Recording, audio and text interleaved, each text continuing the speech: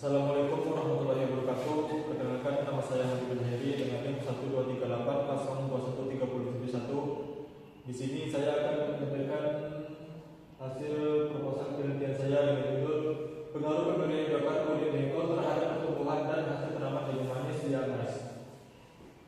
Dengan terbelakang, Indonesia sebagai negara agraris menghadapi masalah pengelolaan limbah organik, salah satunya limbah kulit jengkol yang dapat mencemari lingkungan.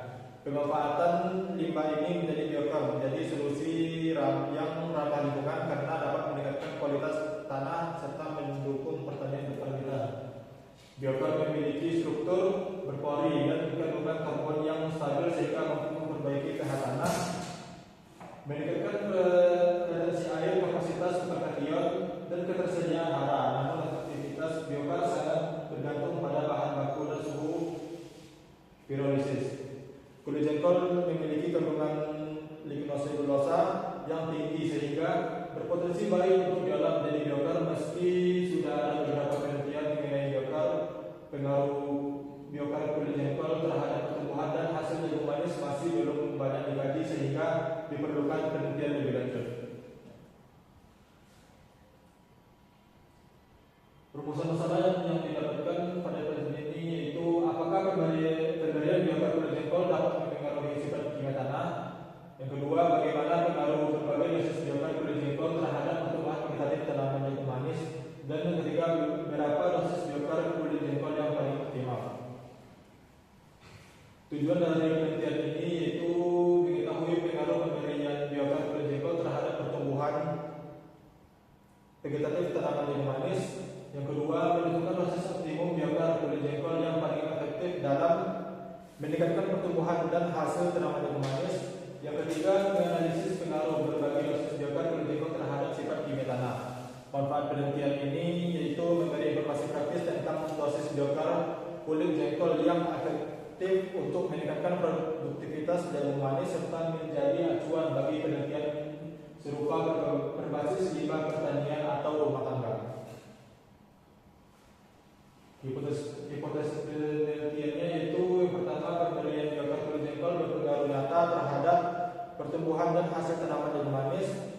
Yang kedua, pemberian biokar kulit jengkol dapat meningkatkan pertumbuhan vegetatif tanaman jagung manis seperti tinggi tanaman, jumlah daun, dan luas daun.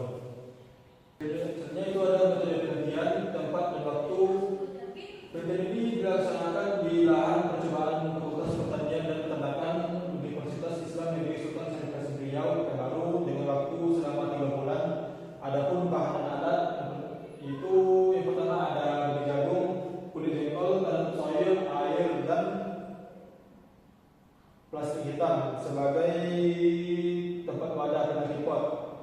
Dan ada drum untuk pembuatan biokar kulit jagung, kemudian timbangan digital, cangkul, skop, dan ayakan tanah.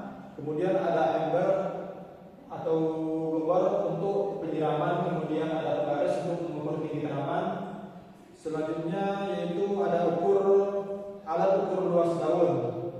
Kemudian selanjutnya itu ada alat pengukur pH tanah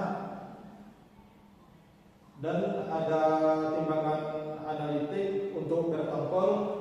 Kemudian dan yang terakhir ada alat analisis laboratorium untuk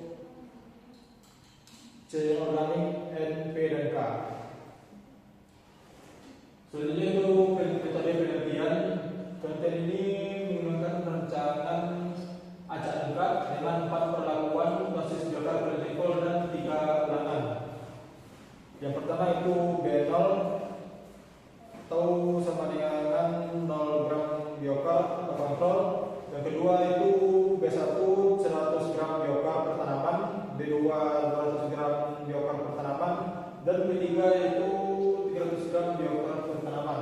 Total unit percobaan ada 4 perlakuan dikali 3 ulangan sama dengan 12 unit percobaan. Parameter pengamatan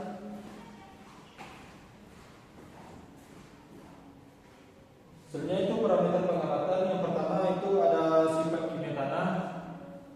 Sifat kimia tanah ini diukur sebelum dan sesudah perlakuan. Yang pertama itu pH tanah, yang kedua cairan organik tanah, yang ketiga Kemudian yang kedua itu ada pertumbuhan tanaman. Pertumbuhan tanaman ini diukur itu ada tinggi tanaman. Yang kedua ada jumlah daun. Yang ketiga itu luas daun. Dan yang ketiga itu ada hasil tanaman yang di mana itu dengan menimbang berat tongkol segar per tanaman, kemudian panjang tongkol dan diameter tongkol.